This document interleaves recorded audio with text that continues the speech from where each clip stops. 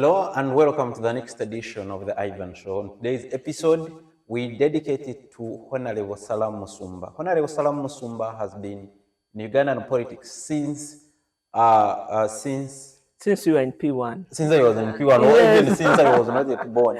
Yes. But she joined opposition politics, and she has been checking the government. She has been putting the government in check for quite some time, and is quite outstanding in the politics of Uganda. Is a true definition of a senior citizen. Honorable Salaam Musumba, welcome to the show, and thanks for allowing me to speak to us. Yes, Ivan, I'm glad to meet you. Thanking you for looking out for me, and all of you people who watch Ivan's show, thank you. I'm happy to be with Ivan this afternoon. All right, Honorable. We come here and we look for you to discuss quite a number of things. One, we are going to discuss on the state of politics in our nation. Two, we are going to talk about the recent abductions. I think they are replicating what they have been doing to FDC when it was still dominating as the lead opposition party.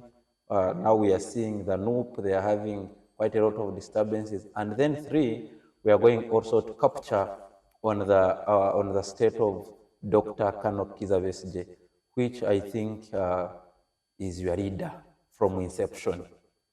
So to begin with, what do you make about the state of Besigye, how the government, right away from capturing him from Nairobi to Uganda, and how they have treated him till now?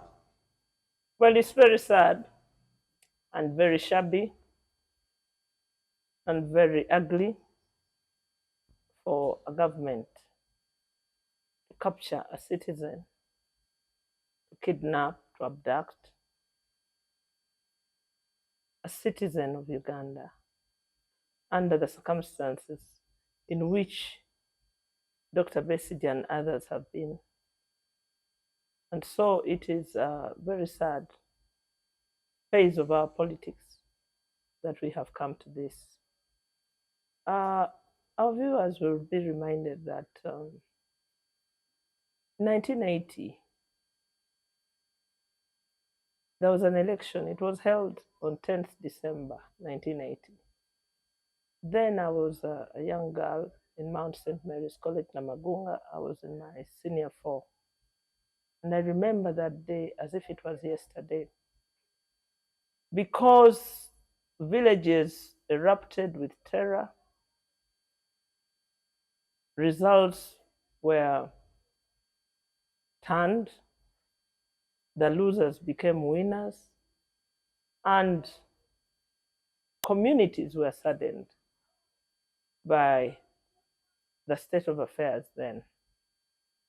And so when the party UPM, Uganda Patriotic Movement, that was led by now President Museveni, chose to go to the bush, they had popular support because the outcomes of that election and the subsequent events were so bad then that everybody in their heart became a rebel. Comparing then and now, what was done in 1980 is only a tenth of what is happening today. So today it is happening much wider than how worse, wider and deeper, and more painful than it was then. Is President Museveni becoming a traitor because in 1986, when he captured power, one of the key things, Oki statements, all Ugandans remember, he said it is not a mere change of guard, but rather a fundamental change. Is this the fundamental change he was talking about? You see, it is. This is what it is, because you cannot give what you don't have. This is it. But this is not what we expected. And so, talking about what he has done is that he has betrayed the millions of people that died for a better Uganda. He has even betrayed his comrades. And in this particular case, he has betrayed Dr. Besigye, who was his personal physician and who is a combatant too.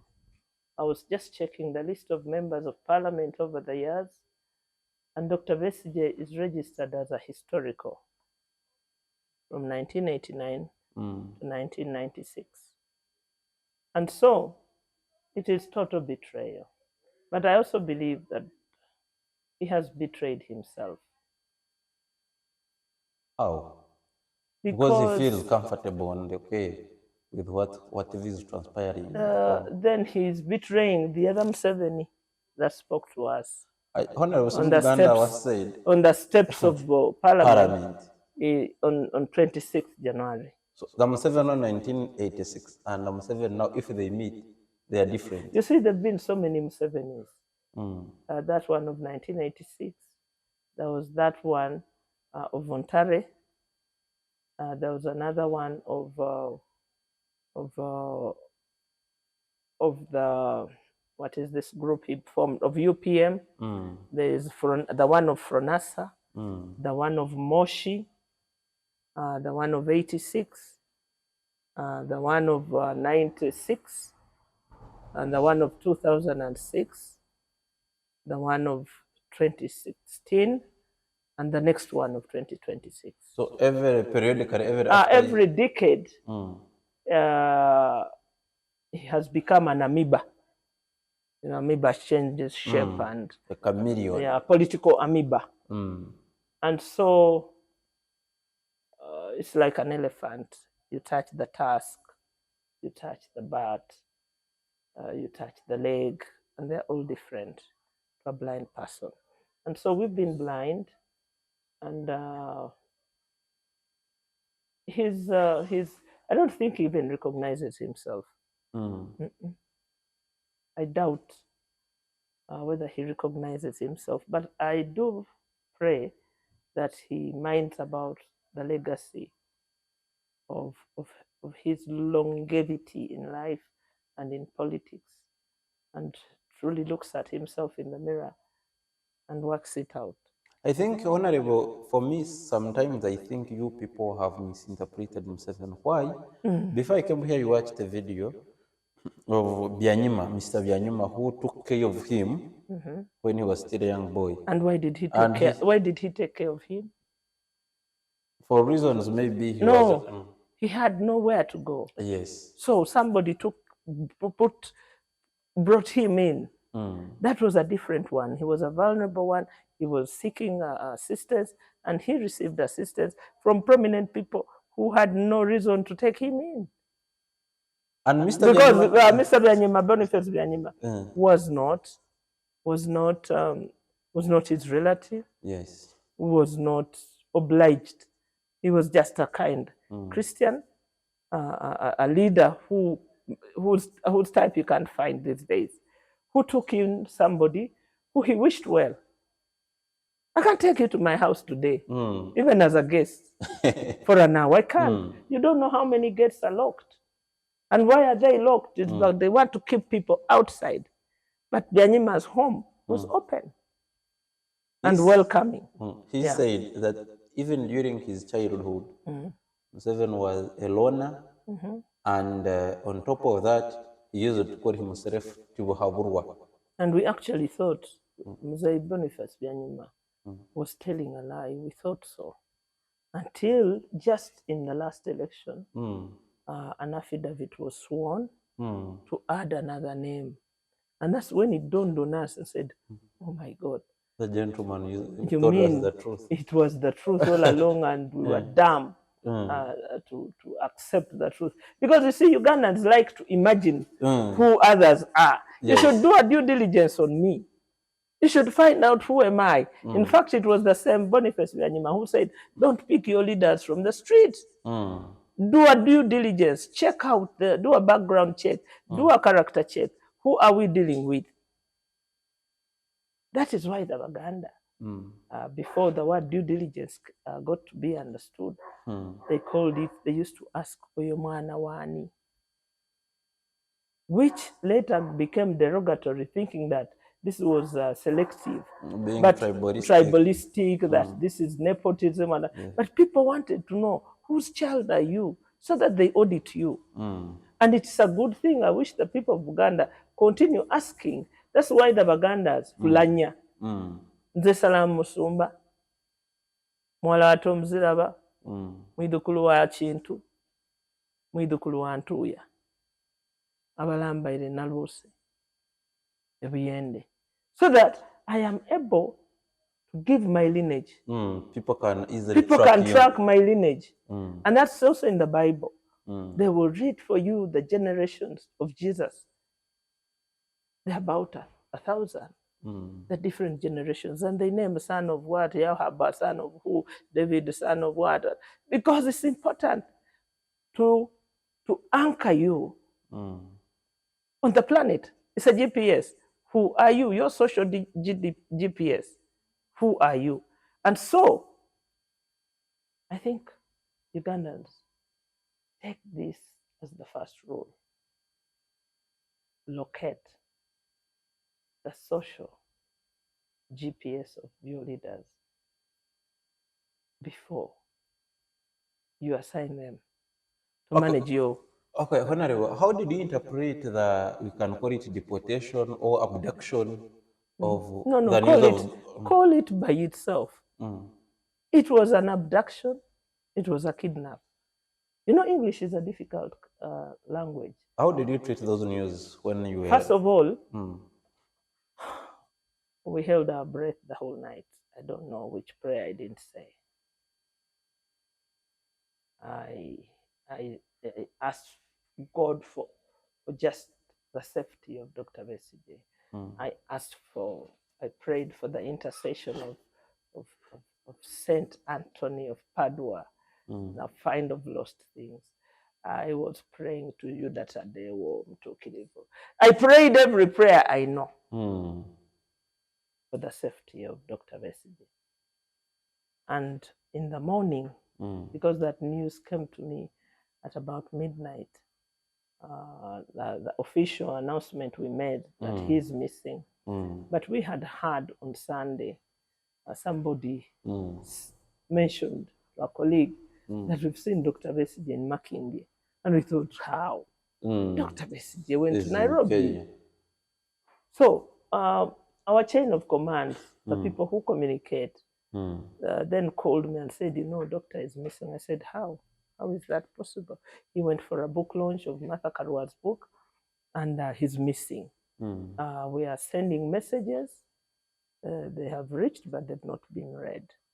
And so after a certain time, I said, listen, we can no longer keep this information. So ask the rightful person, the authorized person, to make the announcement to the world. And that was Winnie Byanyima, the wife. And so on the next day, when we were told that he was to appear in Makindye, it was a huge relief, because all the different options available to me, I had weighed them. First of all, I thought that if the state had kidnapped him, they could have put him in a drum of acid, like Khashoggi, and that we would never see him.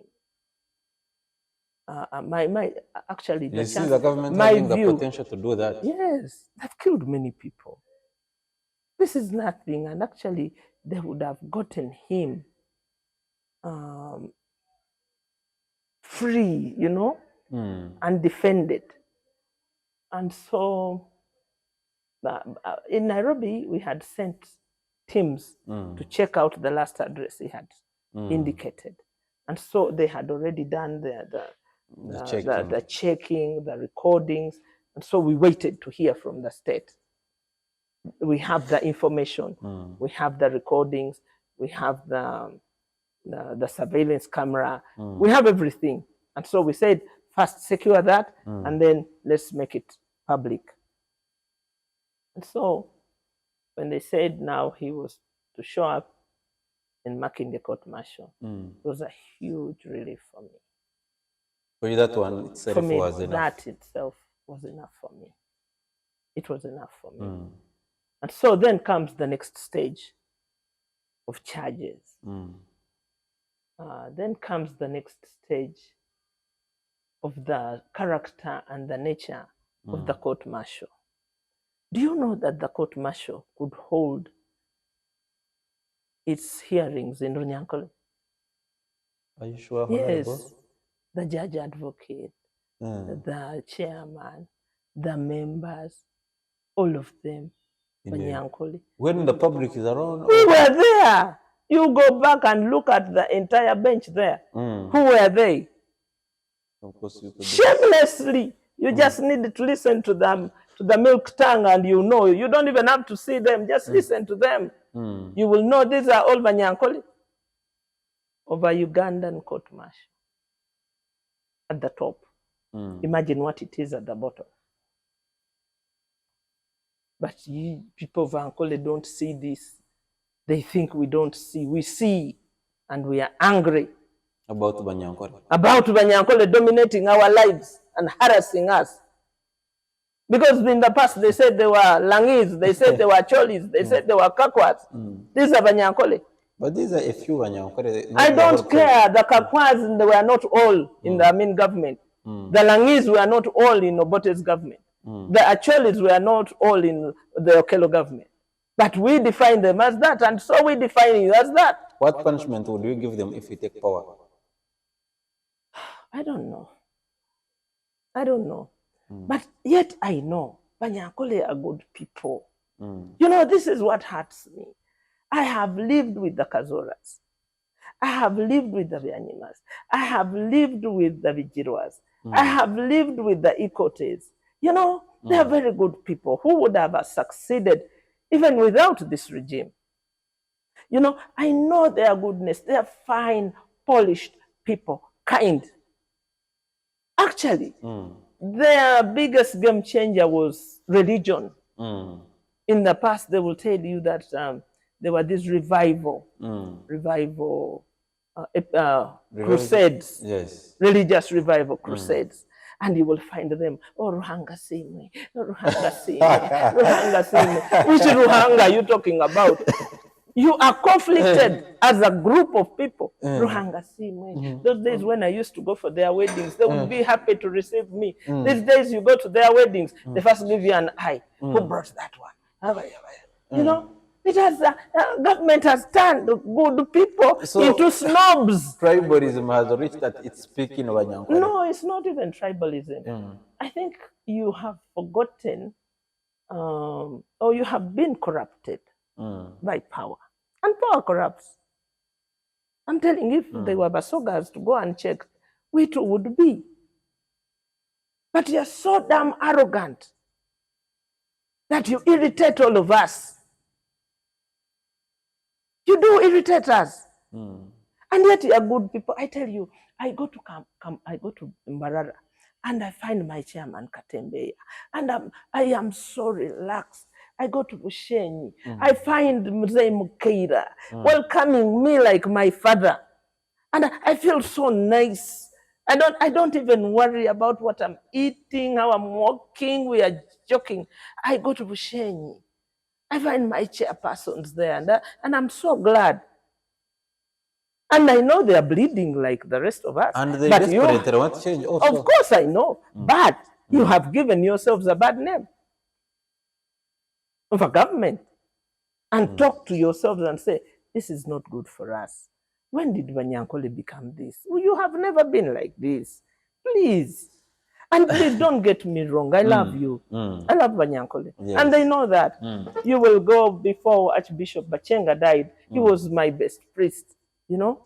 He would give me a big bear hug. Oh, Salaam Weja. And I loved that. And you enjoyed a bishop hug. I do. Oh, my God. Rest in peace, Archbishop. And the same goes to when I go to Kabale. I will find Father Gaetano. He will give me the huge Salaam, Oliwa. And I will be so happy. That is the majority of who you are. But there's this group. You know, poison doesn't have to be much. It's just a drop. Have you ever been in Churhura? Yes. How do you rate them? I love them. They are good people. They are good people. But you see, they've turned their sons into killing machines. Every person who is the biggest majority of people who I receive reports about who are torturing people are from there. Very good-looking boys and very good-looking girls with very bad hearts. I mean, why do you squeeze someone's balls? What do you want with them? These people who are busy pinching Ingrid in the breast, they are women from there. You guys, please, don't do this to us. Don't turn us into bad people. Because you have been good to us. You have been our friends. You have married our children. We have married yours. But this thing called power is getting on your heads. Your level of impunity is unmatched. Unmatched. I have lived long enough to know what happened in Obote 1, Idi Amin, Obote 2, the Lutwas, and all those things. How do you rate the government? Because they tell us we are not there, of course, but they tell us that Amin's impunity was beyond measure. You know the things we are doing make me Amin's regime a miniature. Small thing. Yeah. So you have surpassed. I mean, you are in a class of your own. You don't know how many of our people you have maimed. And you know, your physical appearance cannot hide who you are. You will find somebody with a bum like this, a man, and they are the ones arresting and chasing people on motorcycles. That is not Amsoga. Your beautiful long faces, somebody tells. So your physical features in themselves cannot allow you to be cruel. Then how come... And please don't be cruel to us. What have we done to you? No, the rest of the country, what has it done to you? We are buddies. As if you are the only one complaining about Banyankore. People in Ugura are celebrating Mr. Museveni for really saving them from war. He's the one who brought the war. They are covering up. They are surviving 2 decades of war. You don't want another night. Don't be fooled. That is just show. Because 2 weeks ago I was in Padera and people were really praising this government, saying Are we you can sure? now sleep, we can now walk at night freely. They were happy that the war Museveni managed. They are saying the war ended, and the person who ended the war is Dr. Besigye. not Museveni on his own. Because as FDC, we had leadership across the northern belt. And the message was that we will oppose this government until the war ends. And they did. The Reganokumos, the Odongotos, the Frankas. The message was clear. And that war didn't end by itself. No, we played a big part in ending it as Forum for Democratic Change. Honorable, getting back to Besigye, to what extent do you blame the government of Kenya for the negligence it displayed? Kenya government is bogus. Just bogus. A rogue government. Look them straight in the eye and say you're just a rogue government. Because you do not allow your country to become a crime scene. And you offer no apology to us. And President Ruto has never talked about it. He can't. Because he owes his presidency to President Museveni here. He can't. So he's doing President Museveni's bidding. Yeah. So others like to call him a puppet. A puppy. So before we move away from Kenya, we want to look at the aspect of General MK, the CDF, with the tweets. because when you read the tweets, you see that it was planned and they are And capable they of doing paid the guy. The last I had, they paid him from Kisozi $1 million US cash on arrest, facilitating the kidnap of Dr. Besigye. Are you sure? Yes. Do you have evidence? No, I'm telling you that I have been told. Yes, I have been told. So if they put you in a court, you can defend it. Yes, no, I will have been told. This is English. You know the biggest problem you have is English. I have been told. I can't tell you that I'm telling you. I have been told. Yeah, and I get from good sources. So how do you rate the CDF? Is he taking the country in a mess security-wise, or is under? Let us first unpack him. Who is he? He's the son of a president. Yes. He's a young man who should be enjoying his life. If I was the president's daughter, I would be loving myself and enjoying my life. A military career was forced on him. And I remember him being registered as an LDU and then going on to be recruited in the regular army and then joining Sandhurst. One of the best training military schools. Of course. And I visited Sandhurst at the time when he was there. Did you want to pay visit him, or you were just... I visited Sandhurst. My English, people, English. I visited Sandhurst at a time when he was there. And his name tag was Museveni. And we had lunch. In that delegation, I was with Honorable, you see a major now, Guma Gumisiriza. And I was also with Dan Ogalo. We had gone to the House of Commons and the House of Lords, the two houses of Parliament, as parliamentary commissioners to benchmark how to improve service delivery in Parliament. And so we had a free day and we asked our host, Sir Colin Shepherd, to arrange. And because our colleague Guma Gumisiriza had also been in Sandhurst, he wanted to go back and have a feel. And so we rode on him to go and visit Sandhurst. And so we did. My reading is that a Sandhurst trained soldier is a very refined soldier. Very refined and professional. Very professional, very refined. Because the amount of training, drilling that they go through turns them into that world class professional soldier that we as a country who invested in him ought to be very proud of. And for sure, part of his training must have told him how soldiers, professional soldiers, behave, the code of conduct. And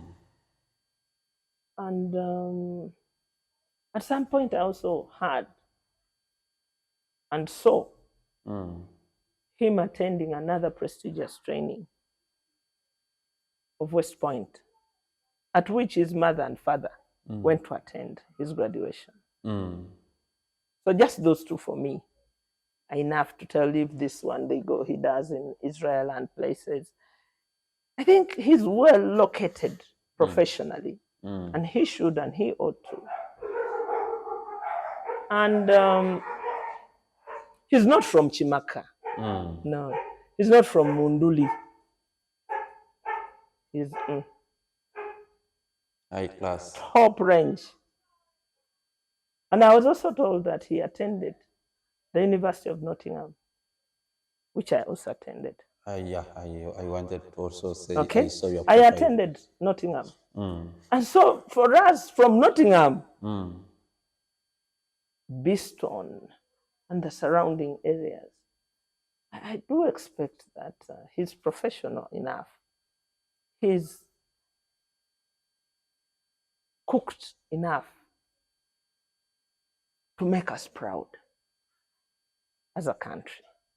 That investment is huge. So what do we have for product of all that? Now when we look at the equals what? Rate him. In a Twitter world,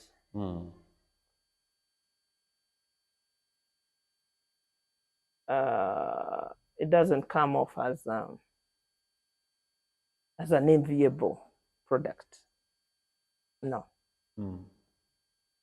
The choice of subjects and the choice of communication, the language, the demeanor doesn't pass for anybody who attended those Ivy class institutions.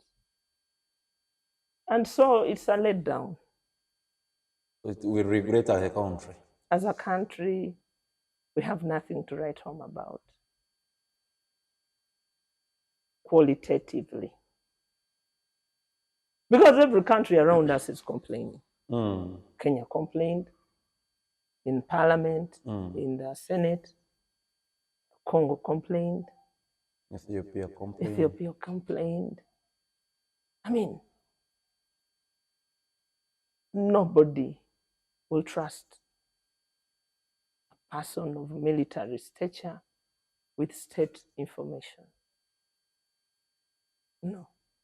If we were in power, it is a fragile state we have become. And the neighbors are frowning at us and wondering what has become of us as a country. But who is to blame of all this? Is that the owner? That's why when you are Wobolanya, nze muwala wa gundi, muzukulu wa gundi, who is your next of kin to model you? To model you. Because isn't to be promoted as a CDF because of the ruckus, I think, in Kenya. It was a reward for causing that ruckus. So the father rewarding the son for making... Don't say those things. They make me jittery. Because I do remember under Idi Amin. And I remember I went to school with many of Idi Amin's children in primary school. It was St. Teresa boarding school, Namagunga. And I remember we got a message that their brothers had gone dancing in Africa Hall. And that there was a fracas. They brought in guns. There was something that went wrong. I'm sure you've read about it in your history. I was being told by Her Excellency Wandira Kazibwe, that was their cohort at university. A son of a president attacked the girls' hostel. With a gun. With guns and what? There was, people lost lives. That was then. Obote's children were never old enough to be adolescents or adults in their father's reign. Now the next one we compare with, of course, I remember Okello, where this Oriem Okello is the son. Is the son who is the Minister of Foreign Affairs. Yes. We were at university together in Makerere. And they too behaved like that. Okello Oriem. In Makerere, they were just bad news. And so the next of them is this one. I think now you can see that whoever gets power, it corrupts him. That is why we thought that belonged to the past. Because these ones were not army people. They were not Sandhurst trained. They were not West Point trained. So you could I can excuse them that they are just rogues drinking from their father's power. But not this one. Not this one. So, Honorable, bring us up to speed the state of politics and the replay that they are making at NUP, commanded by the CDF. Because you see, we've had worse. You as journalists should be able to make comparisons. After an election, I don't remember when, under the charge of Kale Kaihura, and the man who died, what was his name? Always Felix. Felix Kawes. We were attacked at Runyankore, at our FDC party headquarters, where we had a tally center. We had collected our own tally, and we were about to present it to the nation. And so we were attacked. The attack was a combined attack of air and land. There was a helicopter hovering over our office, and paratroopers jumping down in our offices as they broke the gate and took away all our computers. We asked the Secretary General then to file a case to recover our lost property. It didn't happen. And so it's a replica. What has happened to the NUP? And this is a template that will happen even to others. I think you saw the KCCA lady, Dorothy Kisaka, when they went to search her, how they mistreated her. It's a template that this regime is training for. They have done that to Mama Mbabazi. They will do it to anybody who poses the moment a threat. You no longer agree when with you that. fall out of favor with them, it will happen. So, Honorable, but it's just the most absurd thing that a so-called liberation group does worse than the group they removed from power. Don't you think this puts our judiciary at stake when they are doing all these illegal things and they leave unattached? But you see, the judiciary is an extension. Over the years, and you will hear the president brag that they have trained their own scientists. They have also trained their own judges. It's a coup that against the people of Uganda. It's a coup against the state of Uganda. It's a family coup, a coup that the family has overrun. Every member of the family has a job in government. They have taken over. Batugabanye. Okay? And so, there's no judiciary as provided for by international standards or by the Constitution of Uganda. It is nepotism. Now it is Wachiwanuka who writes judgments, and he's been writing judgments for a long time, and he's a very brilliant man. That in a bad system. No, applying himself badly, but he's fantastic. As a brain, he's only near Semakade. But his application is warped. I know that initially it should have been for money, but now it's for what? Well, now already he has the money. He has it. I remember there was an issue where he was implicated in wanting to take over the golf course in Entebbe. And so I was hearing these things and I thought, but Wachiwanuka doing what with the golf course? But now I've got an answer, which will be the subject of another discussion. All right. The golf course in Entebbe. Yeah. So did he succeed in taking? He did. He did. He did. I do remember But there under was a dubious man, means. of course, very dubious. He's just chosen to be a dubious boy. Yeah, sadly. So as we wind up our discussion, Honorable, what do you make of the state now Besigye is in, given the hunger strike he has been on, now that he has ended it? You see, those of you who don't know Dr. Besigye, he's ready to die. No. And why is he ready to die? Because he refuses to be humiliated. He refuses. Very proud Muchiga. I think it's the only Muchiga standing. The rest have been compromised. No, it's not. Maybe it's because you have not landed on another Besigye. I know them. For instance, I knew how proud and loud the governor was.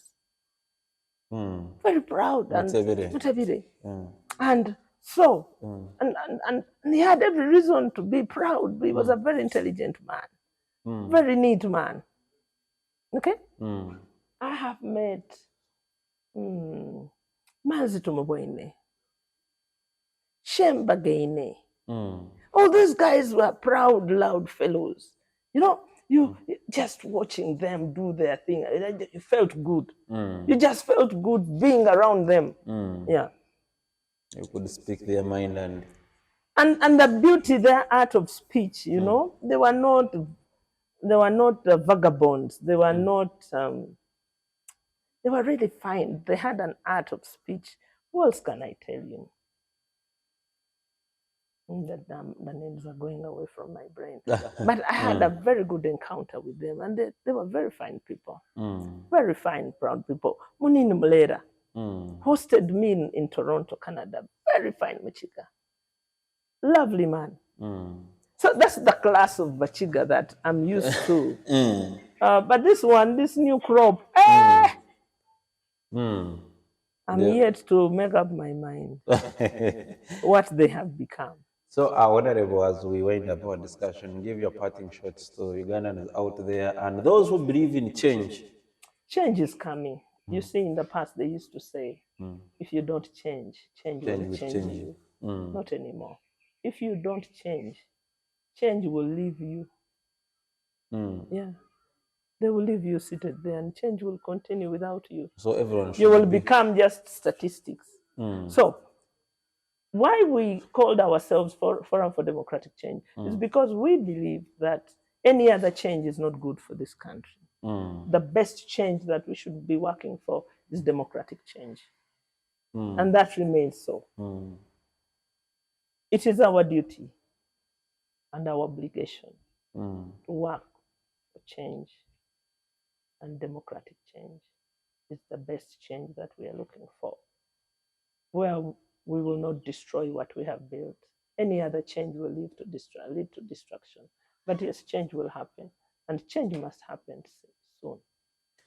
Thank you so much, Honorable, for giving us your time and for allowing to be hosted on this platform. Thank you very much. We have been with Honorable Salaam Musumba, and she discussed quite a number of things that are affecting our state of politics. And you out there, the viewer, please don't forget to subscribe, like, and follow our discussion. Leave your comment section. I'm sure he's going to be also following, and we'll have the conversation continue on our media platforms. Ivan Tukundane is my name, and this is the Ivan Show. You have such a lovely name, Tukundane. Lovely. Thank you. Okay, so thank you so much for allowing me to speak to us. It's very